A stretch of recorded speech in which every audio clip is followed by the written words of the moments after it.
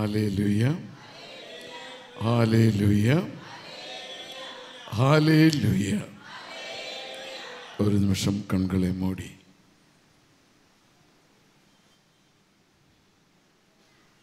அன்னையோடு சேர்ந்து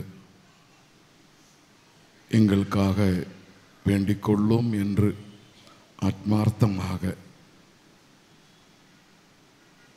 முழு மனதோடு இந்த நாள் குறிப்பாக அன்னையினுடைய விண்ணேற்றத்தை நினைவில் கொள்ளுகின்ற இந்த நாளிலே அன்னையோடு வேண்டினால் நிச்சயமாக அன்னை நமக்காகவே பரிந்து பேசுவாள். அந்த விசுவாசத்தோட அருள் நிறைந்த மரியே வாழ்க,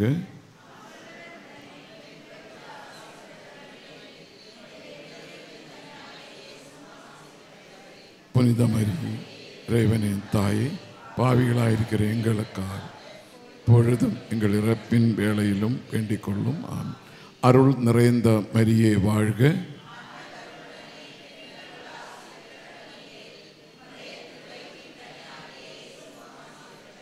புனித மரியே இறைவனின் தாயே,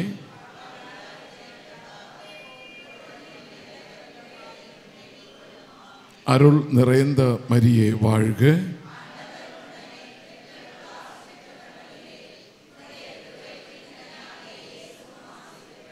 புனித மரியே இறைவனின் தாயே,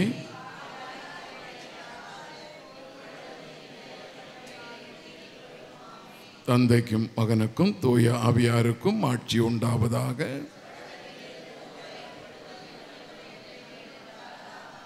பிரைஸ் தி லார்ட். சௌக்கியமா இருக்கிறீங்களா? நல்லா இருக்கீங்க. I am fine. இருமாப்பு உள்ளவர் நல்லா கவனிக்கணும். இருமாப்பு உள்ளவர் யாராயிருந்தாலும் அவரை ஆண்டவர் வெறுக்கிறார். நான் சொன்னது உங்களுக்கு புரிந்திருக்கும். ஆணவம், அகங்காரம், கர்வம், நான் என்கிற சொல், இதெல்லாம் யார் பயன்படுத்துகிறார்களோ அவர்கள் எல்லோருக்கும் என்ன உண்டு? அது ஆண்டவர் சொல்றார். நான் வெறுக்கிறேன் என்று சொன்னால் தண்டனை உண்டுன்னு அர்த்தம். அவர் அன்பு செலுத்துகிறவர்களுக்கு என்ன உண்டு? ஆசீர்வாதம். ரெண்டு தான் இருக்கு. ஒன்று ஆசீர்வாதமும் ஒன்று தண்டனையும். இதில் குறிப்பாகவே நீதிமொழிகள் புத்தகத்திலேயே 16ஆம் அதிகாரத்தில் 15ஆம் வசனத்திலேயே நாம் வாசிக்கின்றது.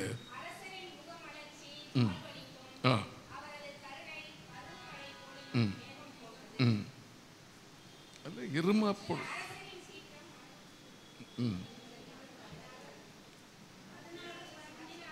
16, 15, 15, 25 வாசிங்க.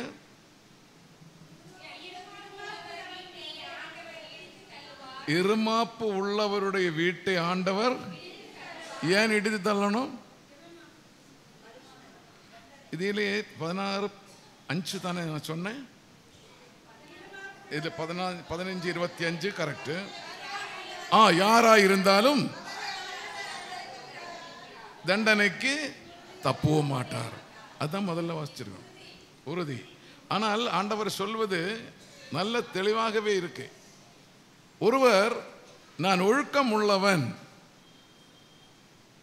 நான் நல்லவன் தானே, நான் நல்லவன், நான் ஒழுக்கம் உள்ளவன், நான் நல் செயல்களை தான் செய்கிறேன், அதை தவிர வேறு எதையும் நான் கடைபிடிப்பதில்லை, அதிகமாகவே நல்லது செய்கிறேன், அதிகமாகவே நல்லது செய்கிறேன். இது நம்மில் பெரும்பாலும் சொல்வது பழக்கம். ஆனால் மறுபுறத்திலேயே அந்த காலத்தில் நீங்கள் பார்த்திருப்பீங்க, கிராமஃபோன் பார்த்துருக்கீங்களா? ரெக்கார்டு. அந்த ரெக்கார்டுக்கு 2 சைடு இருக்குமா இருக்காதா? அது திருப்பியும் போடலாம், அப்போ பாட்டு வரும், இப்படி போட்டாலும் பாட்டு வரும் இல்லையா? இப்போ அது அது போயிடுச்சு, அது காணாமல் போயிடுச்சு. இருந்தாலும் அது நினைவுக்கு வராமல் போகாது. அந்த காலத்திலேயே அதுதான் ரெக்கார்டு. எங்கே போனாலும் அதுதான் ஒரு பெரிய கிண்ணம் மாதிரி ஒன்று வச்சு அதில் வைத்துக்கிட்டு போடுவாங்க. ஏன் 2 புறம்? அதுக்கு ஒரு புறத்தில் வச்சிருக்க கூடாது. இதுதாங்க நம்ம நிலைமை. பொது இடங்களிலேயே நம் பேச்சு ஒன்றாயிருக்கும். பல பேர் முன்னிலையிலும் நான் உயர்ந்து நிற்கணும் என்றது அவருடைய எண்ணமாயிருக்கும். எல்லாருக்கும் முன்னிலையிலேயே என் பெயர் இருக்கணும். ஒரு திருமணமாயிருந்தாலும் அதற்கு ஒரு ஆள் இருப்பார். என் தலைமையில் தான் திருமணம். ஒரு ஊர்வலமாயிருந்தாலும், என்ன ஊர்வலமாயிருந்தால் அதுக்கு ஒரு ஆள் தலைமை தாக்குவாங்க. அவருடைய துண்டு கீழே உருண்டு கொண்டே போகும், குப்பையெல்லாம் பெருக்கிட்டு போகும். அவ்வளோ கர்வம், தன்னைத்தான் உயர்த்தி காண்பிப்பது. நான் சிந்தித்து பார்த்த பொழுது அன்னை மரியாள் எவ்வளவோ கர்வம் உள்ளவளாக இருக்கணும். கடவுளையே தன்னுடைய வயிற்றுக்குள்ளவே கருப்பையிலேயே தாங்கிக் கொண்டிருக்கக்கூடியவள் எவ்வளவு ஆணவமாய் இருக்கணும். நான் நான் என்றது இருக்கணும். இருந்தாளா? தாழ்ச்சியினுடைய அடிமட்டத்திலேயே இருந்தால், அடிமை என்று சொன்ன அளவுக்கு தன்னைத்தானே தாழ்த்தி கொண்டார். நான் சிந்தித்து பார்த்த பொழுது எத்தனையோ இறை ஊழியர்கள் எல்லாம் இருக்கிறார்கள். கொஞ்சம் ஜெபிக்க தெரிஞ்சாலேயே பிடிக்கவே முடியாது, பிடிக்கவே முடியாது. அவரை சுத்தியும் ஒரு 10 பேர். இது நன்றாட நடக்கக்கூடிய நம்முடைய நிகழ்ச்சிகளிலே பார்க்கக்கூடியது. சபையினுடைய ஒரு முக்கியஸ்தர் வருகை தருகின்ற நேரத்திலேயே அவருக்கு படைசூழ எத்தனை பேர் முன்னணியிலேயே வழிவிடு வழிவிடு வழிவிடு வழிவிட்டு தான் இருக்கிறேன். கார்பெட் போட்டு வழிவிட்டு தான் வச்சிருக்கிறேன். இருந்தாலும் 2 பேர் முன்ன நின்று வழிவிடு வழிவிடு வழிவிடுன்னுவான். ஏயா வழி விட்டு தானே வச்சிருக்கேன்னு கேட்டானாக்கா இதெல்லாம் வழக்கமாக சொல்ல வேண்டியது. ஒரு ஆள் என்றது காமிக்கிறதுக்காக அன்னை மரியாள் அப்படி நடந்தாளா? கடவுளையே, அவருடைய மகனையே என் கருவறையிலேயே நான் சுமந்து கொண்டிருக்கிறேன் சொன்னாளா? ஊர் ஊர சொன்னாளா? அவமானப்பட்டு நடந்தால், திருமணம் ஆகாமலேயே உரிவல். நம்ம நாட்டிலேயே, நம்ம கிராமத்திலேயே ஒரு ஆள் திருமணம் ஆகாமலேயே ஒரு பெண் கருத்தாங்கி இருந்தால் அவளை என்ன சொல்லுவாள்? என்ன சொல்லுவாள்? அவளை யாராவது வாழ்த்துவாளா? அவளை யாராவது பார்த்து பெருமைப்படுவாளா? வாய்க்கு வந்ததெல்லாம் பேசும். அப்படி பேசியிருந்தும் இன்றைய தினத்திலே நான் நினைத்து பார்க்கின்றேன், இந்த நாள் என்ன நாள்? அன்னை மரியாளுக்கு இதுக்கு மேல ஒரு பதவி கிடைக்கவே கிடைக்காது. அல்லேலூயா. அன்று தன்னை கீழ்ப்படிந்து நடக்கக்கூடியவளாகவே, ஆணவம் இல்லாமல், கர்வம் இல்லாமல், அகங்காரம் இல்லாமல் இருந்த காரணத்தினாலேயே இன்னொரு நாள் உயர்த்தப்பட்டது. இதுதான் நாம் நம்முடைய கர்வத்தையும் நமது இருமாப்பையும் நான் என்ற அந்த கர்வத்தை ஆணவத்தையும் விட்டுவிட்டு சாதாரணமாகவே நாம் இருக்குமானால் ஒரு நாள் நாமும் உயர்த்தப்படும். அல்லேலூயா, அல்லேலூயா, அல்லேலூயா. ஆண்டவர் சொல்லுகிறார், எஸ்ஐயா புஸ்தகத்திலே 49ஆம் அதிகாரத்திலேயே முதல் வசனத்தை பாருங்க.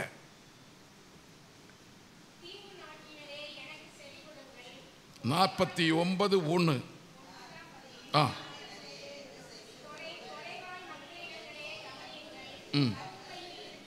கருப்பையில் இருக்கும்போது ஆண்டவர் என்னை அழைத்தார், உருவாகும் பொழுதே என் பெயர் சொல்லி. பார்த்தீங்களா, நம்மை ஒவ்வொருவரையும் ஆண்டவர் தேர்வு செய்யப்படுவதற்கு முன்னையே இஸ்ரவேல் ஜனங்களிலிருந்து நம்ம தேர்வு செய்யப்பட்டு இருக்கிறது என்று சொல்லுகிறோம். எகிப்திலிருந்து நம்மை தேர்வு செய்யப்பட்டதாக சொல்லுகிறோம். நம்மளை அழைத்து கொண்டு சென்றதாகவே நாம் பார்க்கின்றோம், வாசிக்கின்றோம். ஆனால் ஆண்டவர் சொல்லுகிறார், கருப்பையிலேயே நீ உருவாகுவதற்கு முன்னே எனக்கு உன்னை தெரியும் என்று சொல்லுகிறார். உன் பெயரை அப்பொழுது நான் வைத்திருக்கிறேன் என்று சொல்லுகிறார். அல்லேலூயா. நாம் நமக்கு பெயர்களை வைக்கக்கூடிய பெரியோர்கள் ஒருவேளை ஆண்டவர் தீர்மானித்த பெயர்கள் ஆயிருக்கலாம் இல்லையா? இருக்கலாம் இல்லையா? ஆண்டவர் வெளிப்படுத்த பெயர்கள் தானே இதெல்லாம். என்ன பெயர் வச்சிருந்தாலும் அன்றே நான் உனக்கு பெயர் வைச்சிருக்கிறேன் என்று சொன்னால், அந்த ஞானஸ்நானம் எடுத்த நேரத்திலே நமக்கு ஒரு பெயர் வைச்சிருந்தால் அந்த பெயர் யார் கொடுத்தது? ஆவியானவர் வழியாக. ஹல்லேலூயா, ஹல்லேலூயா. இப்ப தெளிவாகி விட்டதா? ஞானஸ்நானம் பெறும் பொழுது யார் வழியாகவே? தூய ஆவியானவர் அங்கே இறங்கி வருகின்றார். அவர்தான் நம்மை பெயர் சொல்லி அழைக்கிறார். காரணம் என்ன? அந்த தாயின் தகப்பனும் அந்த தாய் அந்த கருவறையிலே நம்மை தாங்கி கொண்டிருந்த காலத்திலேயே எத்தனை கஷ்டங்கள் பெற்றிருப்பார்கள், எத்தனை வேதனைகள் பெற்றிருப்பார்கள், எத்தனை துன்பங்கள் அடைந்திருப்பார்கள். 10 மாதம் 270 நாள், அதுக்கு மேலே கருவறையில் இருக்க போறதில்லை. சொல்ல போனால் 9 மாசம் 10 நாள். பெண்களுக்கு 28 நாள் மாதம் என்று சொல்லுவார்கள், ஆண்களுக்கு 31 30 நாள். இப்போ 280 நாள் யாருமே தாண்டாது. 10 மாதத்துக்கு 300 நாள்கள் வேணும். ஆனால் ஏன் ஆண்டவர் 270 280 நாள்களை வைத்து விட்டார்கள்? அதுக்கு மேல் அந்த கருவறையிலேயே தாங்கக்கூடாது, தங்கக்கூடாது, அது வெளியே வந்தாக வேண்டும். அவருடைய திட்டம், இதற்கு மேல் நீ அங்கே இருக்கக்கூடாது. இப்படி வகுத்து வைத்திருக்கிறார் பாருங்க. நம்மை குறித்தும் ஆண்டவர் ஒரு திட்டத்தை வகுத்து வைத்திருக்கிறதாக வேதம் சொல்லுகிறது. எரேமியா 29:11. உங்களுக்காக நான் வகுத்திருக்கும் திட்டம் எனக்கு தெரியும் என்றோ, அது உங்களுடைய நலமான எதிர்காலத்திற்காக நம்பிக்கையும் praise the Lord அன்றி வேறு என்ன திட்டம் என்று கேட்கிறார். பிரியமானவரே, அப்பொழுது நாம் இந்த உலகத்திலே வாழ்ந்து கொண்டிருக்கக்கூடிய இந்த காலகட்டத்திலேயே எதற்காக இந்த கர்வம், எதற்காக இந்த ஆணவம், எதற்காக நான் என்ற அந்த ஆர்வம், அகம் என்பது இருக்கக்கூடாது என்று சொல்லுகிறார். அகம் என்று சொன்னால் தெரியுமா? அகம், அகம் அதனுடைய அர்த்தம் நான். அகம் என்றால் நான். புரியுதா? அகம், அந்த அகம் அல்ல, அகம் என்ற உள்ளம். அகம், ஹா, அகம், அகம்பாவம், அகம், அந்த அகத்துக்கு அர்த்தம் நான். புரியுதா? அகங்காரம் என்று சொல்லுறோம். அகங்காரம், காரம், காரம் என்றால் என்ன? சாதாரணமாகவே நம்ம குழம்பிலேயே கொஞ்சம் காரம் அதிகமாக இருந்தா நம்ம வீட்டிலேயே முகம் சுளிக்குமா சுளிக்காதா? ஏம்மா இப்படி மிளகா அள்ளி போட்டிருக்கேன்னு கேட்க மாட்டீங்களா? என்ன இல்லையா? அப்போ அது அதிகமாக இருந்தால் என்ன ஆகும்? கேடு விளைவிக்குமா விளைவிக்காதா? காரம் அதிகமாக இருந்தால் நாக்கிலிருந்து எரிச்சல், கண்ணிலிருந்து தண்ணி வருமா வராதா? வருமா வராதா? அகம் காரம், அகம் அதிகமானால், நான் என்ற கர்வம் அதிகமானால் அது அவனுக்கு ஆபத்து. அதனால் தான் ஆண்டவர் சொல்லுகிறார், நீ அப்படி இருக்கும் பட்சத்திலேயே உன் வீட்டை நான் இடிச்சு தள்ளுவேன் என்றார். காரணம், நீ இருந்தும் பிரயோஜனம் இல்லை. நீ இருப்பது மற்றவர்களுக்கு கெடுதல். யாருக்கு கெடுதல் செய்ய நினைக்கிறார்களோ அவர்களை ஆண்டவர் உற்று பார்த்து கொண்டிருக்கிறார். அந்த வசனம் உண்டு. நீதிமொழி 15:3 வாசிச்சு பாருங்க. அதுக்கு ஒரு வசனத்தை கொடுத்திருக்கிறார் ஆண்டவர். ஆண்டவருடைய கண்கள் எங்கும் நோக்கும், நல்லாரையும் பார்க்கும், பொல்லாரையும் பார்க்கும். அகங்காரம் யாரிடத்திலேயே அது அதிகமாக இருக்கிறதோ அந்த இடத்திலேயே ஆண்டவருடைய கண் உற்று பார்த்து கொண்டிருப்பார். அவன் செய்ய போகிறது என்ன? அவன் யாருக்கு எதிராக செய்ய போகிறார்? அது என் பிள்ளைக்கு எதிராக செய்ய போகிறானா, என் மகளுக்கு எதிராக செய்ய போகிறானா என்பதை ஆண்டவர் உற்று பார்த்து கொண்டிருக்கிறதாகவே வேதம் சொல்லுகிறது. அதனால்தான் ஆண்டவர் சொல்லுகிறார், உனக்கு தேவையான பாதுகாப்பு நான் கொடுப்பேன். பாதிக்கப்படுகிறவனுக்கு பாதுகாப்பு வழங்கக்கூடிய விதத்திலேயே கர்த்தருடைய கரம் நம்மோடு இருக்கும். அல்லேலூயா, அல்லேலூயா. அதே போலவே பல பேர் சொல்லுவார்கள், நான் அது செய்தேன், இது செய்தேன், அந்த பேருக்கு கொடுத்தேன், இவருக்கு கொடுத்தேன், எல்லாம் பெருமையாக சொல்லுவார்கள். அதையெல்லாம் விண்ணகம் செல்வதற்கான வழியா? விண்ணகம் செல்வதற்கான வழியாது. சுய முயற்சியால் யாருமே விண்ணக ராஜ்யத்துக்குள்ளவே பிரவேசிக்க முடியாது என்று சொல்லுகிறார். சுய முயற்சியால், சுய லாபத்தினால் விண்ணக ராஜ்யத்துக்குள்ள நீ பிரவேசிக்க முடியாது. காரணம், தூய ஆவியினுடைய துணை இல்லாமல் நீங்கள் அதற்குள்ளே பிரவேசிக்க முடியாது என்று கர்த்தரையே சொல்லியிருக்கிறார். அல்லேலூயா. நான் உங்களுக்கு துணையாளரை கொடுக்கிறேன் என்று சொன்னால் அந்த துணையாளர் வழியாக தான் நீங்கள் அங்கே பிரவேசிக்க முடியும் என்பதற்கு சான்று கொடுக்கிறார். அந்த சான்றை பெற்றிருக்கக்கூடிய நாம் நம்மிடத்தில் உள்ள அகங்காரமானவும் ஆணவமாக இருந்தாலும், நம்மிடத்தில் நான் என்ற கர்வமாக இருந்தாலும் அதையே அப்புறப்படுத்தி ஆக வேண்டும், விட்டுவிட வேண்டும், புதிய தீர்மானத்துக்கு வர வேண்டும். குடும்பங்களிலேயே நான் நான் நான் என்று சொல்வதையே நிறுத்தணும். நாம் நாம் நாம் என்று சொல்ல வேண்டும். உதட்டுகளே சேரணும். நான் என்று சொன்னால் உதட்டு ஒட்டாது. ஒட்டுமா? நாம் என்று சொல்லும் பொழுது உதடு ஒட்டும். அங்கே ஐக்கியம் இருக்கும், அங்கே சமாதானம் இருக்கும், அங்கே மகிழ்ச்சி இருக்கும், அங்கே ஆனந்தம் இருக்கும். எது வேண்டும் ஒரு குடும்பத்திற்கு? எது வேண்டும் ஒரு குடும்பத்திற்கு? நான் என்ற கர்வம் வேண்டுமா, நான் என்ற ஆணவம் வேண்டும் என்றுமா? நாம் என்ற ஒருமையோட ஒத்துரிமையோடு இருக்கக்கூடிய ஒரு கருத்து அங்கே பரிமாறும் பொழுது, அங்கே பகிரும் பொழுது, அங்கே சேர்ந்து கொள்ளும் பொழுது, சேர்த்து கொள்ளும் பொழுது அந்த இடத்திலேயே சமாதானம். ஆண்டவர் சொன்னார், என் சமாதானத்தை நான் உங்களுக்கு கொடுக்கிறேன். சத்தமாக சொல்லுங்களேன். கர்த்தருடைய சமாதானத்தை நம்ம பெற்றிருக்கிறோமா? பெற்றிருக்கிறோமா? அந்த பெற்றிருக்கக்கூடிய அந்த குடும்பத்திலேயே ஏன் சண்டை சச்சரவுகள்? ஏன் சண்டை சச்சரவுகள்? உன்னப்பிடி என்னப்பிடி ஏன் சொல்லணும்? நீ நான் என்று ஏன் சொல்லணும்? ஆனாலும் அது வரதான் செய்யும். அங்கே நமக்கு ஒரு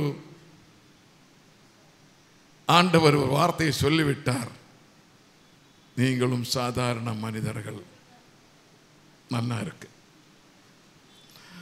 அவரே சொல்லிவிட்டார், நீங்கள் சாதாரண மனிதர்கள்.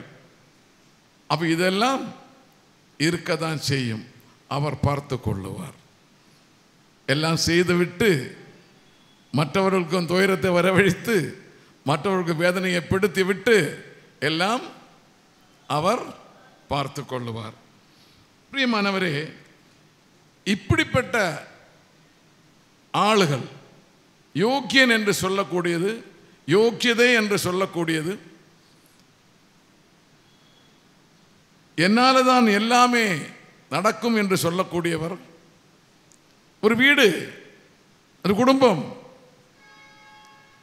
நான் அன்று கை கொடுக்கவில்லை என்று சொன்னால் இன்றைக்கு இந்த குடும்பம் என்ன நிலைமைக்கு இருந்திருக்கும் தெரியுமா? நான் உழைத்த உழைப்பு அன்று நான் இந்த குடும்பத்துக்காக கொடுக்கவில்லை என்று சொன்னால் இன்றைக்கு இந்த தலைமுறை நிந்திருக்க முடியுமா?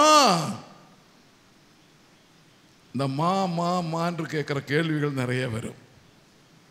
அது கேட்டு பொறுமையோடு இருக்கக்கூடியவர்கள் சொல்லுவார்கள், உன் கடமை. அங்க மை வந்து விட்டது. என்ன சொல்லுவோம்? உன்னுடைய கடமை. ஆனால் அந்த கடமை என்றதுக்கு அர்த்தம் உண்டு. அந்த அர்த்தம் உண்டு. அந்த அர்த்தத்திலேயே அகங்காரம் கூடி சேரக்கூடாது,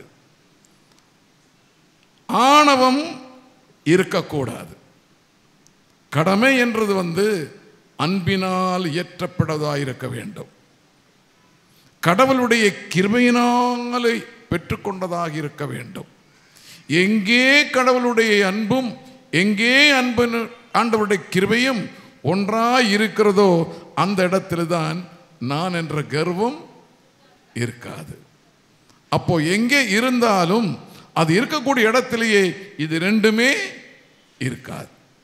அப்பொழுது அந்த இடத்தில் இருப்பது யாராயிருக்கும்? கடவுளுக்கு பதிலாக அங்கே இருக்க வேண்டியது யாரு? இருக்கக்கூடியது யாரு? அவன். அவன் புகுந்த வீடு. இதுக்கு முன்னே நான் சொல்லி இருக்கிறேன், ஆம புகுந்த வீடும் அமீன புகுந்த வீடும். சகோதரி சொல்லிட்டாங்க. அமீனா என்றது யாரு? நீதிமன்றத்திலிருந்து வரக்கூடிய ஆளு. ஆமா, பாவம், அது கடல்லையே ஒழிக்கும். ஏதோ தப்பி தவறி வீட்டுக்குள்ள போனாலும் சொல்லும்பொழுது இப்படி சொல்லிக்கிறது. என்ன தெரியுமா? ஆம புகுந்த வீடும் அமீனா புகுந்த வீடும். அந்த ரெண்டுமே தான் இந்த ஆணவமும் அகங்காரமும். சரியா? அதுக்கு மட்டும் புகுந்த வீடுக்கு உருப்படி ஆகாது என்று சொன்னால் இந்த ரெண்டும் இருக்கக்கூடிய நபரும் எந்த இடத்தில் இருக்கிறதோ அந்த இடத்திலேயே உருப்படி ஆகாது. அதை பற்றி ரோமையர் திருமுகத்திலேயே 3ஆம் அதிகாரத்திலேயே 10ஆம் வசனத்தை வாசிச்சு பாருங்க. 10ஆம் வசனம், ரோமையர் திருமுகம் 3ஆம் அதிகாரம் 10ஆம் வசனம். அவ்வாறே மறைநூலில் எழுதியுள்ளதே, நேர்மையாளரே இல்லை, ஒருவர் கூட இல்லை, இல்லை உண்டோ, எல்லோரும் நெறிப்பிழந்தனர், ஒருமித்து கட்டு போயினர், நல்லது செய்பவர் யாரும் இல்லை, ஒருவர் கூட இல்லை. அதுதான் முக்கியம். அவருடைய தொண்டை பின்னாடி இருக்கிறவங்க கேட்டீங்களா? அவருடைய தொண்டை என்ன தொண்டை? நல்ல பாடல் பாடுறவர்களுக்கு நம்ம என்ன சொல்லுவாங்க? நல்ல தொண்டை இல்லையா? நல்ல குரல், இனிமையான குரல். ஆமா, நல்ல குரல். ஓ, குரல் வளம். அப்போ எவ்வளவோ பெருமை பார்த்தீங்களா? ஆனா வேதம் சொல்லுகிறது பிணக்குழி என்றார். அது பிணக்குழி எப்படி இருக்கும்? நீங்க போய் பார்த்திருக்கீங்களா? பிணக்குழி பார்த்திருக்கீங்களா? அடுத்தவனுக்காக வெட்டின குழியை பார்த்திருக்கீங்களே? அல்லது ஒரு காலத்திலேயே இந்த கல்லறைகள் அதிகமாக இல்லை. கல்லறைகள் அதிகமாக இல்லை, வசதி இல்லை. அப்போது பெரும் பணக்காரன் ஒருத்தர் தான் இந்த கல்லறை கட்டுவார்கள், மற்றவர்களெல்லாம் கல்லறை கட்ட மாட்டோம். அந்த சர்ச்சிலேயே என்ன செய்வான்னா, அந்த கோவிலில் என்ன செய்வாங்கன்னா, அந்த சிமிட்ரிலேயே ஒரு ஆண்டு 2 ஆண்டு முடிஞ்ச உடனே மீண்டும் அந்த குழியை திறக்கும். அந்த குழியில் தான் அடுத்த ஆளை வைப்பாங்க. இடம் இல்லை, சிறிய மயானம். நீங்கள் பார்த்திருப்பீங்களா? அந்த எலும்பு எல்லாத்தையும் எடுப்பேன். நான் அந்த எலும்பை எடுத்திருக்கிறேன். அந்த குழியை திறந்து அந்த எலும்பெல்லாம் வாரி ஒரு கோணியில் கட்டி ஒரு சின்ன கிணறு ஒன்று இருக்கு, அந்த எலும்புகள் எல்லாம் அந்த கிணத்துக்குள்ளே போடுவேன். அந்த போடுவேன். அப்போது ஏன் நீங்கள் குழி தோண்ட போனீங்கன்னு கேட்டால், எதேச்சே நான் உள்ளே போனேன். ஒரு வயதான ஒருத்தர் அந்த குழி தோண்டி கொண்டிருந்தார். ஐயா, நீங்கள் தோண்டி அந்த குழிக்குள்ளே விழ போகிறீங்க, நான் குழியை தோண்டி தரேன் அப்படின்னா. தம்பி, நீ இந்த தொழில் செய்யக்கூடாது, இது எங்களுக்குள்ள தொழில் அப்படின்னா. இதில் தொழில் வேற உண்டா அப்படின்னா, ஆமாம் தம்பி, நாங்கள் குழி வெட்டுறவங்க, நாங்கள் குழி வெட்டுற தொழில், அதுவும் சர்ச்சுக்குள்ளவே பணத்தை வைக்கிறதுக்காக. நான் வெட்டினா என்ன ஆகும் அப்படின்னு கேட்டேன். ஏட்டிக்கு போட்டி பேசக்கூடிய ஒரு காலம் அது. நான் வெட்டினா என்ன ஆகும் அப்படின்னா, நீ வெட்டினா வெளியே போனோன்னா ஒன்று எங்களை மாதிரி வந்து எங்கள் பேர் தான் உங்களுக்கு வரும் அப்படின்னாங்க. அட வந்துட்டு போட்டியா, வந்துட்டு போட்டோம், அப்படியாவது ஒரு பேர் இருக்கட்டுமே. ஆனால் நீங்கள் கஷ்டப்படுறத பார்த்தா என்னால் சகிக்க முடியல, கொஞ்சம் ஒத்துங்க. நான் அந்த மம்முட்டியை வாங்கி அந்த குழியை நோண்டி எடுத்து கொஞ்சம் ஓய்வு எடுத்துக்கோன்னு சொல்லி பண்ணி, அப்புறம் எலும்பு பார்த்தேன், அந்த எலும்பு கூடு. அப்போ பார்த்த பொழுது அவர் சொன்னார், தம்பி நீ கை வைக்காத அப்படின்னாங்க. ஏன் அண்ணா? அதில் ஏதோ எல்லாம் இருக்கும்பா, உனக்கு சொன்னால் புரியாது, நீ உங்கள்கிட்ட இப்போ என்ன சொன்னாலும் உங்களுக்கு காதில் கேட்காது, சாங்கிய சம்பிரதாயங்கள். ஐயோ, எனக்கு இதெல்லாம் தெரியாது. அப்படி எல்லாத்தையும் அள்ளி போட்டு கோணியை கொடுங்க, கோணிக்குள்ளே வச்சுக்கிட்டு எடுத்துடுவோன்னு. அப்போது ஒரு வீச்சு நாட்டம் வந்தது, வீச்சு நாட்டம் வந்தது. மூக்கை பிடிச்சிட்டேன். அவர் சொன்னார், இதுதான் நீ கிட்ட வர வேண்டான்னு சொன்னேன், எங்களுக்கு இது பழக்கமாக போச்சு. என்ன காரணம் தெரியுமா?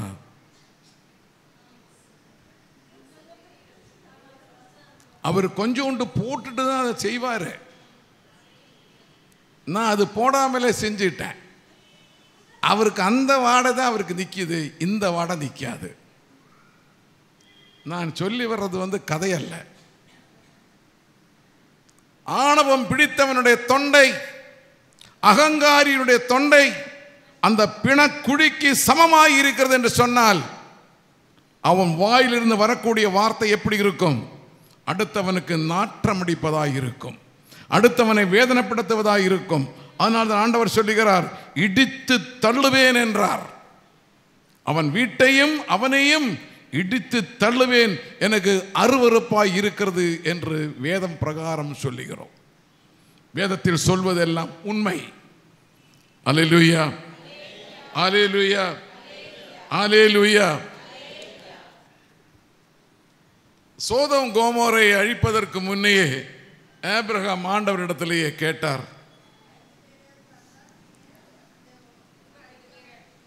50, 40, 30, 20, 10 வரைக்கும் வந்தாச்சு. நான் திரும்பி அதை சொல்றதுக்கு வரல. 50 சரி, 40 சரி, 30 சரி. அவர் என்ன அர்த்தத்தோட ஒரு நீதிமான் இருந்தால் அன்று சொல்வது இன்று அதை திருப்பி போட்டு பாருங்க. நீதிமான் சொல்லக்கூடியவர்களா நீதிமான்களா? நம்ம திருப்பி பார்க்கணும். ஆபிரகாம் காலத்தில் நடந்ததையே அப்படியே இப்ப திருப்பி போடணும். நம்மில் இருக்கக்கூடியவர்கள் நான் நீதிமான் என்று சொன்னால் நீதிமானாய் இருக்க முடியுமா? அந்த சோதோம் கோமோராவில் இருந்தது போலவே இன்று சமுதாயத்திலேயே வாழ்ந்து கொண்டிருக்கக்கூடிய நேரத்திலேயே நம்முடைய கலாச்சாரங்களும் நம்முடைய வாழ்க்கை முறைகளும் நம்மை பாவத்துக்கு இட்டு செல்லுகின்றோம். பாவ வழியே தேடிக்கொண்டிருக்கிறோம். அந்த பாவ வழியிலேயே செல்லும் பொழுது அது இந்த தொண்டை பிணக்குழி போலவே இருப்பது சொல்லுகின்ற காரணம், அந்த நாத்தம் அடிக்கிற காரணத்தினாலே அதையும் நீங்கள் மிதிச்சு போவதாயிருந்தால் இன்னும் உங்களுக்கு எச்சரிக்கை செய்கின்றேன், உங்களுக்கு நாசம்தான் வழி என்றார். திரும்பி பார்க்காதே என்று சொல்லுகிறாள். அவள் திரும்பி பார்த்து விட்டாள். லோத்தின் மனைவி ஏன் திரும்பி பார்த்தால் என்னவாகும்? நான் திரும்பி பார்ப்பேன். அவ்வழியே போகாதே என்று சொல்லும் பொழுது போனா என்ன? அந்த உணவு சாப்பிடாதே என்று சொல்லுகிறோம். சாப்பிட்டா என்ன? எத்தனை பேர் மார்க்கெட்டில் வாங்கி உணவுகள் சாப்பிட்டு பிறகு மருத்துவமனையை ஓடி நாடி செல்லக்கூடிய எத்தனை பேர் இருக்கிறார்கள்? செத்து போனவர்கள் எத்தனை பேர் இருக்கிறார்கள்? நான் பொய் சொல்லவில்லை. அன்றாடம் வானொலியிலேயே கேட்கின்றது, அன்றாடம் பத்திரிகைகளை பார்க்கின்றது. அந்த கடையிலிருந்து இது வாங்கி சாப்பிட்டோம், அவர்கள் வாந்தி வேதி வந்தது, மருத்துவமனைக்கு அழைத்து கொண்டு சென்றார். அங்கு பலனின்றி, சிகிச்சை பலனின்றி அவர் இறந்து விட்டார்.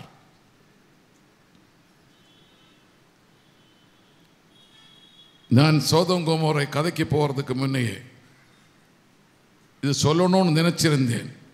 எனக்கு ஒரு இறை ஊழியக்காரன், அவர் இங்கே வருவார். அவர் ஊழியக்காரன் தான். அவர் பல வீடுகளிலும் சென்று பல அன்பியங்களுக்கும் சென்று இறை வார்த்தை பகிர்ந்து கொடுக்கக்கூடியவர், ஒன்றாகவே கூடி ஜெபிக்கக்கூடியவர். அவர் ஒரு நாள் என்னிடத்தில் சொன்னார், பிரதர், நீங்கள் என் வீட்டுக்கு வர வேண்டும். நான் சொன்னேன், உங்கள் பகுதிக்கு வரும் பொழுது நான் வருகிறேன். அந்த பகுதி வியாசர்பாடி தான். அப்போ ஒரு 2 நாளில் நீங்கள் வர முடியுமா அப்படின்னு கேட்டார். என்ன முக்கியத்துவம் அப்படின்ற, என் வீட்டில் ஒரு சிறிய ஜெபக்கூட்டம் வச்சிருக்கிறேன், நீங்கள் வந்து ஒரு 15 நிமிஷம் இறை வார்த்தை அறிவிக்கணும். வருகிறேன் என்று சொன்னேன். எதிர்பாராத விதமாக அந்த தினத்திலேயே ஒருவர் இறந்து விட்டார். நமக்கு வேண்டிய ஒருவர் இறந்து விட்டார். நான் அந்த இறந்த வீட்டுக்கு சென்று இறுதி மரியாதை செலுத்துகிற வரையிலும், அவரை அடக்கம் செய்கிற வரையிலும் அவர் வீட்டோடு கூட இருந்தேன். அவர் எனக்கு ஃபோன் செய்து, உங்களை மாதிரியே இறை ஊழியக்காரர்களை நம்பி ஒரு கூட்டத்தை ஏற்பாடு பண்ணி எனக்கு அவமானத்தை நீங்கள் ஏற்படுத்தி விட்டீர். இருந்தாலும் உங்களுக்கு ரொம்ப போங்கு தாங்க, இருந்தாலும் உங்களுக்கு ரொம்ப கர்வு தாங்க. ஐயா, நடந்தது இப்படி, அதனால நான் வர முடியாமல் போய்விட்டது, என்னை மன்னிச்சிருங்கோ. ஒரு மன்னிச்சிருங்கோன்னு சொன்னால் முடிஞ்சு போச்சா? எனக்கு எவ்வளோ அவமானம். நான் அவ்வளோ கூட்டத்தை, 40 பேரை கூட்டியிருந்தேன். அவங்களுக்கு உணவெல்லாம் சரி பண்ணிட்டு நான் பெருமையோடு காத்திருந்தேன். நீங்களுக்கு எனக்கு அவமானத்தை ஏற்படுத்தினீங்க. மீண்டுமாகவே நான் என்ன செய்யணும்? தவிர்க்க முடியாத காரணத்தினாலேயே இப்படி ஒரு நிகழ்ச்சி ஏற்பட்டதுனால, மரணம் எந்த நேரத்திலும் யாரும் எதிர்பார்க்க முடியாது, வந்துவிட்டதே, ரொம்ப வேண்டியவர் ஆயிடுச்சே என்று போனேன். சரி சரி, உங்கள்கிட்ட சொல்லி பிரயோஜனம் இல்லை. என்ன சொல்றாரு? 2 வாரம் கழிச்சு அதே வியாசர்பாடியிலேயே ஒரு ஜெப கூட்டத்துக்கு போயிருந்தேன். ஒரு பெரிய கூட்டம். அந்த கூட்டத்தை போய் அதை முடிச்சுக்கிட்டு நான் வரும்பொழுது அவர் ஏற்கனவே எனக்கு அட்ரஸ் எல்லாம் கொடுத்திருந்தார். நான் அந்த வீட்டுக்கு சென்றேன். அந்த வீட்டினுடைய கேட்டுக்கு சென்ற உடனேயே அந்த வீட்டுக்குள்ளவே ஒரே ரகளை, கண்ணா பின்னான்னு திட்டுறாரு ஒரு ஆம்பளை குரல். இவர் ஒரு லேடியை தான் திட்டுறதாக எனக்கு நல்லா தெரியுது. கண்ணா பின்னான்னு திட்டுறாங்க, வாய்க்கு வந்ததெல்லாம் திட்டுறாங்க. ஆனால் பெண் குரல் கேட்கவே இல்லை. அதை என்னடா எந்த யாரு கூட பேசுகிறாரு இவர், தனியாக பேசுகிறாரா இல்லை வேற அப்படின்னு நிறுத்திட்டு கொஞ்ச நேரம் நின்று பார்த்தேன். 2 பாத்திரங்கள் டமானு கீழே விழுந்தது. பாத்திரம் கீழே விழுந்த உடனேயே அடாடாட இனிமே நாம் வெளியே நின்றா பிரயோஜனம் இல்லை, அதனால் உடனடியாக உள்ள நுழையணும். காலிங் பெல்லு ப்ரெஸ் பண்ணேன். ஒரு சகோதரி வந்தாங்க. ஐயா நீங்களா அப்படின்னா, எப்போ வந்தீங்க அப்படின்னா, நான் வந்து கொஞ்ச நேரம் ஆயிடுச்சு. நான் வந்து கொஞ்ச நேரம். நீங்கள் இப்போ தான் வந்தீங்களா? இல்லை இல்லை இல்லை இல்லை, உள்ள நடந்த கச்சேரியெல்லாம் நான் கேட்டுட்டு தான் நின்னேன்னா. ஐயா வாரத்தில் 2 நாள் இப்படி தாங்க இருக்கும், வாரத்தில் 2 நாள் இப்படி தான் இருக்குமா. என்ன அப்படி 2 நாள் இருக்கிறது காரணம்? பிறகுதான் தெரிஞ்சது அவர் ஊழியக்காரன் தான், ஆனால் 2 நாள் தண்ணி அடிப்பா. 2 நாள் எந்த தண்ணி?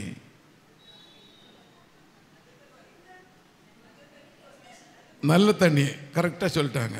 டிஸ்டில்டு வாட்டரு, நல்லா பியூரிஃபை பண்ண வாட்டர் 2 வாட்டி அடிப்பாரா.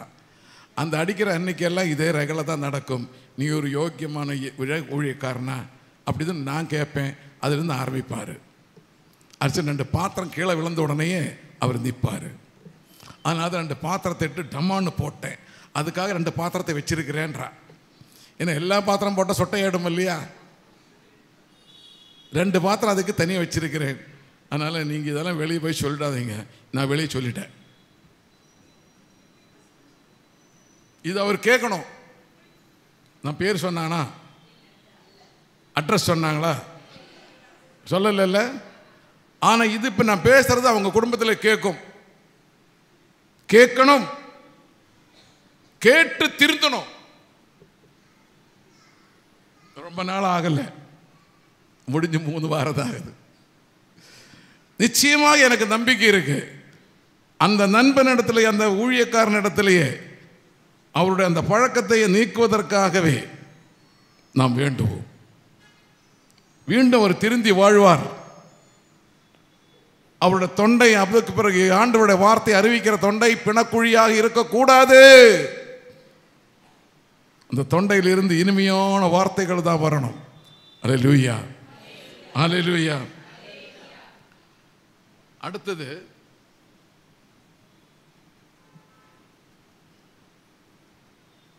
இனச்சட்டத்திலேயே 32ஆம் அதிகாரத்தில் 22ஆம் வசனத்தை வாசிக்கணும்.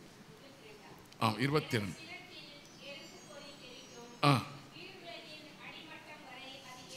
எரிக்கும், அழிக்கும், எரியும். அதாவது இது யாரை பற்றி சொல்றது? ஆணவம் பிடித்த ஒருவரை குறித்து வேதத்தில் சொல்லக்கூடிய வார்த்தைகள். அடுத்த வசனம் 22, 23. கொட்டி குவிப்பேன் என்றார். அடுத்தது, என் அம்புகளை அவர்கள் மீது எய்து தீர்ப்பேன், பசியினால் அவர்கள் வாடுவார்கள், கொள்ளை நோய்களால் அவர்கள் மாய்வார்கள், கொடிய வாதைகளால் மடிவார்.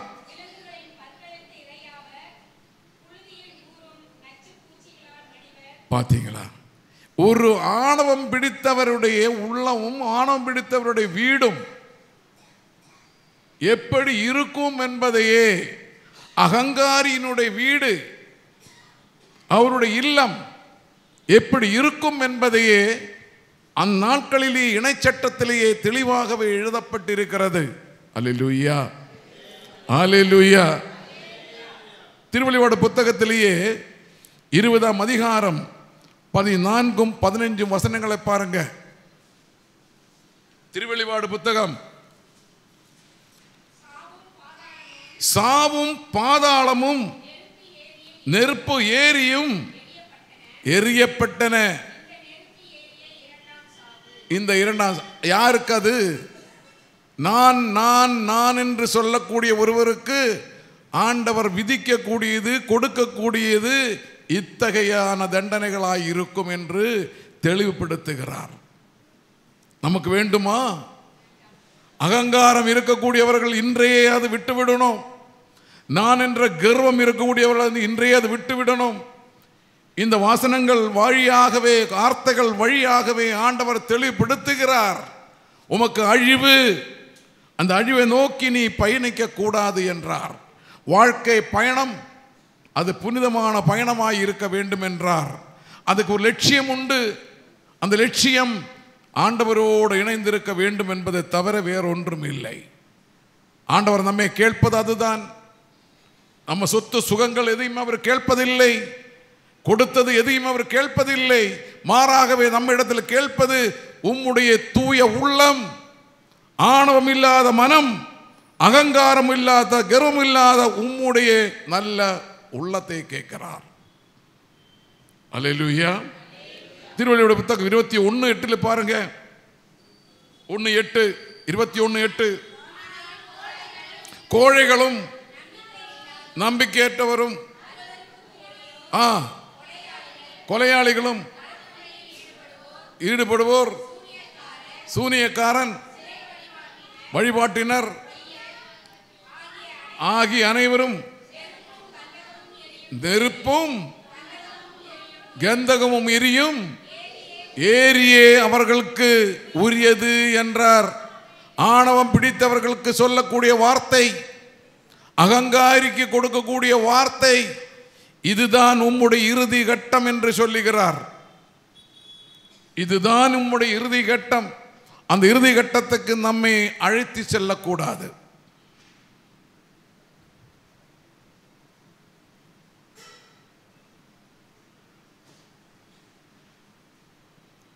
திருவெளிப்பாடு 20:15.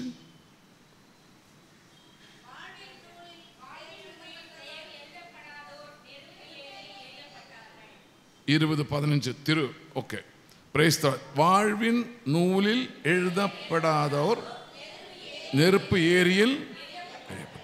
அப்போ ஆணவக்காரர்கள் இந்த புத்தகத்தில் பேர் எழுதி சேர்க்குமா?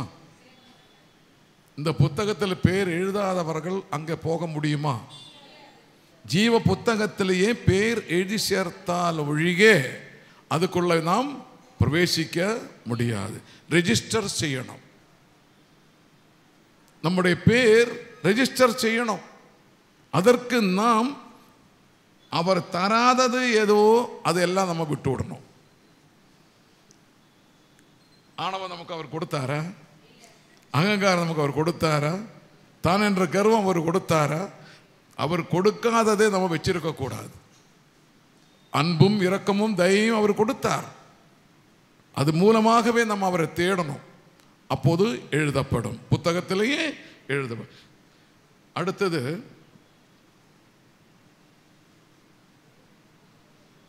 யோவான் 3:36 பாருங்க.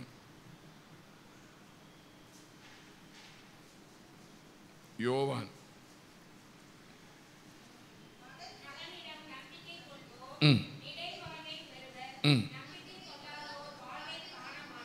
நம்பிக்கை கொள்ளாதோர் காண மாட்டார். கடவுளின் சினம், அதுதான் நம்ம முக்கியம். முக்கியம் என்ன தெரியுமா?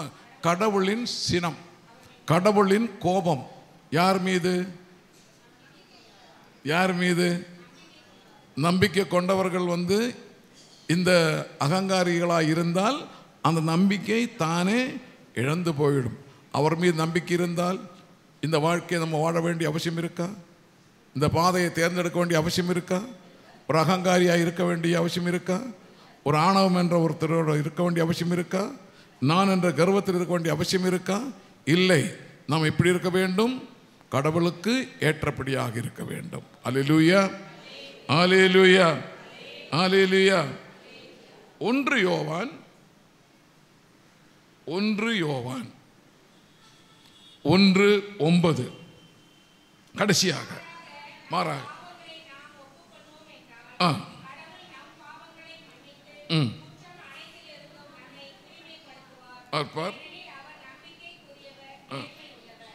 ஒளியில் இருப்பதாக சொல்லிக்கொண்டு சகோதர சகோதரியே சகோதர சகோதரி வெறுப்போர் இருளில் இருக்கின்றார் என்று ஆண்டவர் சொல்லுகிறார். ஒளியில் நாம் எல்லோரும் ஒளியிலே இருக்கிறதாக சொல்லிக் கொண்டிருக்கிறோம். மாறாக நாம் அவர் ஒளியில் வெறுப்போர் இருக்கின்றன. இங்கேதான் முக்கியம். Praise the Lord. எது முக்கியம்? நாம் ஒளியில் இருக்கிறோம் என்ற ஒளி யாரு? இயேசு கிறிஸ்து. இயேசு கிறிஸ்துவோடு இணைந்து இருக்கக்கூடிய ஒருவர் தன் சகோதரியின் சகோதரனை வெறுப்பக்கூடியவனாயிருந்தால் அவர் ஒளியில் இல்லை, இருளில் இருக்கிறார். இருள் சூழ்ந்திருக்கக்கூடிய ஒருவன் அகங்காரியாக தான் இருக்க முடியும். இருள் சூழ்ந்திருக்கக்கூடிய ஒருவன் ஆணவம் உள்ளவனாக தான் இருக்க முடியும். இருள் சூழ்ந்திருக்கக்கூடிய ஒருவன் நான் என்ற கர்வத்தோடு தான் இருக்க முடியும். அது அவனுக்கு அழிவு ஏற்படுத்தும் என்பதையே கடவுள் தெளிவாகவே எடுத்துரைக்கிறார். இதை ஏற்றுக்கொண்டு நாம் நம்மை திருத்தி வாழ்வதற்கு ஆண்டவர் கையிலேயே ஒப்படைப்போம். நம்முடைய உள்ளத்திலேயும் மனதிலேயும் ஏதேனும் இருமாப்பு இருந்தால், ஏதேனும் விதத்திலேயே நமக்கு மற்றவர்களோடு ஒரு கர்வம் இருந்தால், மற்றவர்களை ஒப்பிட்டு பார்த்து கொண்டு நான் நான் நான் என்றது நம் உள்ளத்தில் இருந்தால், அதையெல்லாம் விட்டுவிட்டு இன்றிலிருந்து நான் என்ற கர்வம், நான் என்ற அகங்காரம், நான் என்ற அந்த உயர்வு நம்மில் இல்லை. நாம் என்ற இணைப்போட இயேசு கிறிஸ்துவோட சேர்ந்து நம்ம குடும்பத்திலேயே சமாதானத்தையும் மகிழ்ச்சியையும் தரும்படியாக ஒரு நிமிஷம் கரங்களை உயர்த்தி கண்களை மூடி நாம் ஜெபிப்போம். ஹல்லேலூயா, ஹல்லேலூயா, ஹல்லேலூயா, ஹல்லேலூயா, ஹல்லேலூயா, ஹல்லேலூயா, ஹல்லேலூயா, ஹல்லேலூயா, ஹல்லேலூயா, ஹல்லேலூயா, ஹல்லேலூயா, ஹல்லேலூயா, ஹல்லேலூயா, ஹல்லேலூயா. Praise the Lord. Praise the Lord. Praise the Lord.